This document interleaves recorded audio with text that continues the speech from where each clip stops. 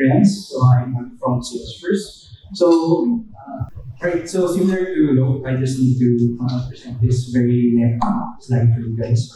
Basically, it's telling you to make the purchasing decision made available online. So I won't discuss much on the definition of open banking. I think Professor Malik did a very wonderful job for that. If we're still not clear, we can ask him to come up and repeat the whole 45 minutes for his presentation. Yeah, but I guess the open banking or open finance framework really is a guideline for us to empower customers not only to own their data, but also to share those data to trusted third party so that they can access new services. And those new services will start talking about later in this presentation. But I think the more important thing there is for us to know the difference in spirit versus in letter of open banking. If we look way beyond the API-led legislation of open banking, at its heart, open banking is really about you, the individual. Data is the new currency for modern businesses, and customers or individual need to have control over that commodity. We as customers are expected to have three things when open banking comes in. First is greater choice. Greater choice, greater convenience, and lastly, greater confidence or trust when they're interacting with financial institutions like us. And since the start of the pandemic, we actually see from our customers, a willingness for them to share more data, as long as first as they know where the data will be used and they have control over it, meaning they can actually revoke it anytime that they want. They're more than willing to do that. And this opening of data results in some of these new experiences. There are a couple of here I won't discuss one by one. But I think one thing that's very intriguing for me is seamless switching.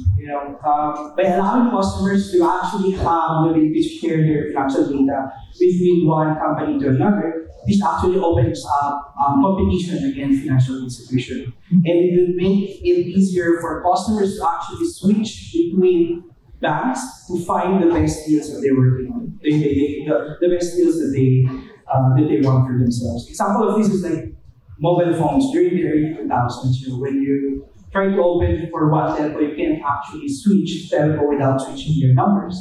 So we are seeing the trend that can also open up in open banking. You can have one cash account in one bank, and you can actually open quickly another account from another bank without having to go through all those paperwork. The next thing that we see is achieving financial goals. So I think for many of the customers, the first benefit of open banking really is accountability.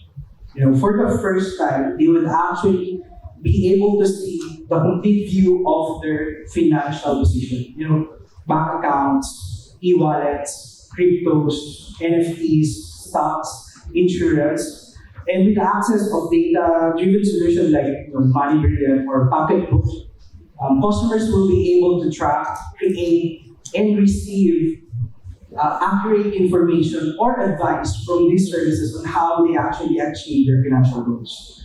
And I think one more experience that we see, again, here I want to talk about is they purchase whatever and whenever. So this would actually means open banking plus other technologies like IoT, AI, or real-time payments would actually open up the change in POS or point of sale services. Imagine, let's say you're going to be purchasing a couch, and then at the point of the terminal, you actually have the ability to open your data to the vendor's bank account.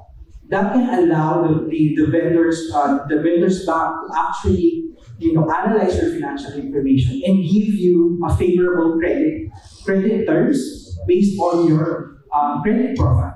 So it happens in real time. So those are some of the examples that we see are happening with open banking and for the end consumers. Now let's move to the opportunities for financial institutions. We still see that majority of the customers, 73% of the customers, they want the companies that they work on to know their needs and address their needs in such a personalized way. So we still see a high range of that.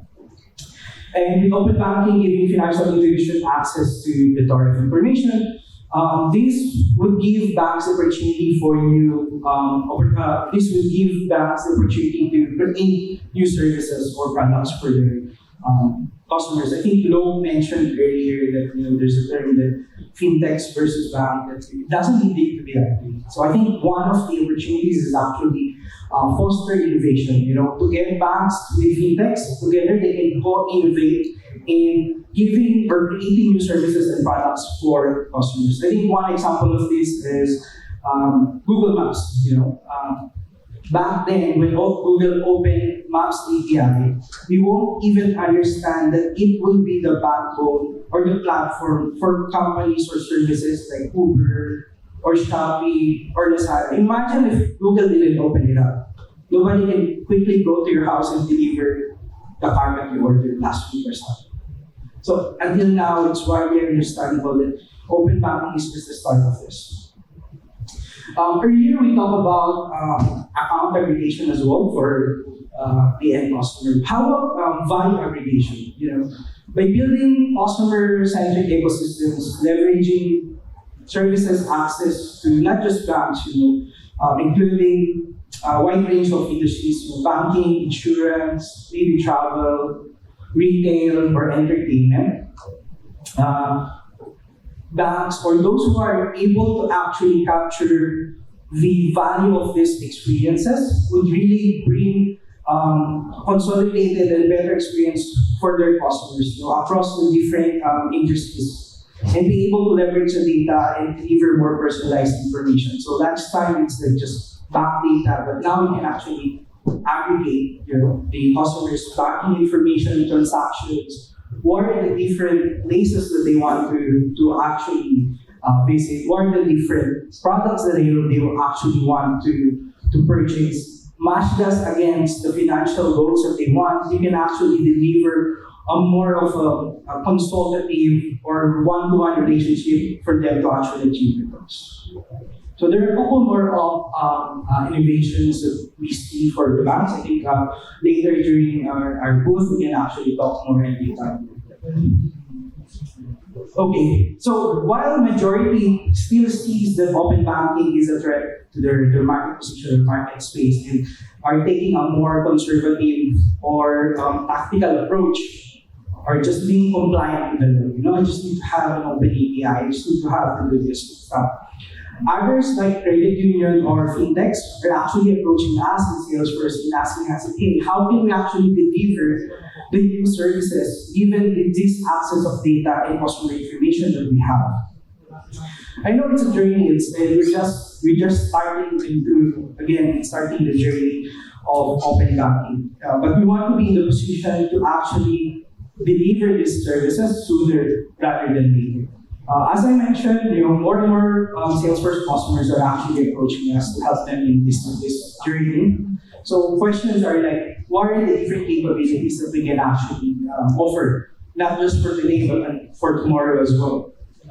And we've broken down this into 4 major blocks, wherein it's connect, secure, empower, and engage. Connect is as our customers look beyond the compliance of monetizing or driving efficiencies in their banks, they need to invest in platforms that can actually make them create, reuse, and expose these APIs. So I think Malik mentioned a couple of the APIs earlier. So customer data information APIs, who am I, my birthday and stuff, expose them to vendors and stuff. Consent APIs, do I allow myself to actually be contacted via phone or only mobile or via email? Can expose those things. Payment APIs, process APIs, where you can actually have an API for account verification, those kind of stuff, or compliant dispute management. And next, once you have built those APIs in place, you need to defend these APIs against security attacks. You need to be able to encrypt sensitive data information and then provide insights on how you guys are using those APIs. While majority stocks already connect and secure, successful partnerships with developers and third party really goes beyond that. Many of our customers already built, I think Lo mentioned earlier, or I think it was Sebastian mentioned earlier, many of the successful partnerships and a lot of our customers are actually talking us on creating portals for developers, and creating sandboxes so they can open and share those APIs for developers to actually test in a secure manner. So you can actually have that, but you don't need to stop there because, again, having some of these capabilities would also mean that you need to take a look at how do you actually accredit these vendors? How do you actually train these vendors to use your APIs? What happens if they're having problems on these APIs? Do you actually have a support system to manage these things? Do you have forums for them to share best practices and stuff? And how do you actually manage your agreements between company A, company B using your APIs and how they're actually using it?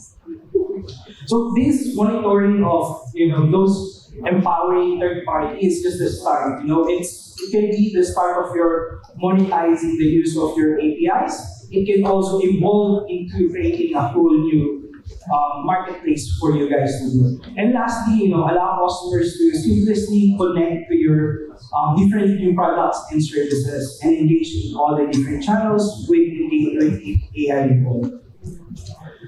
So this is just a matrix of the 4 building blocks. Having whether you're doing a tactical approach or more of a transformational approach. And again, a lot of our customers are more within this sphere. A lot of the customers are stuck in this sphere, but you want to actually go into the upper right of the screen where you're actually having intelligent real-time interactions. Some of the examples I mentioned at the point of sale service and stuff. Okay.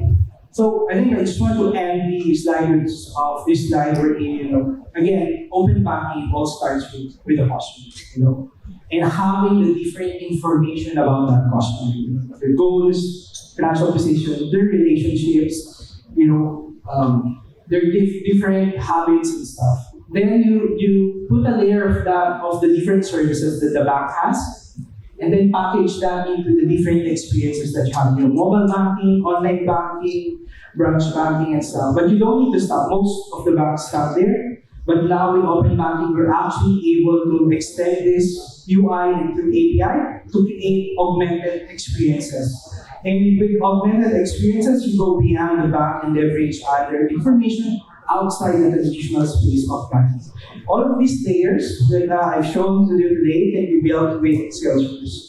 And here are some of the key metrics that we've seen. A lot of our financial institution customers, banks in particular, have seen through their use of Salesforce. I think I will end my presentation.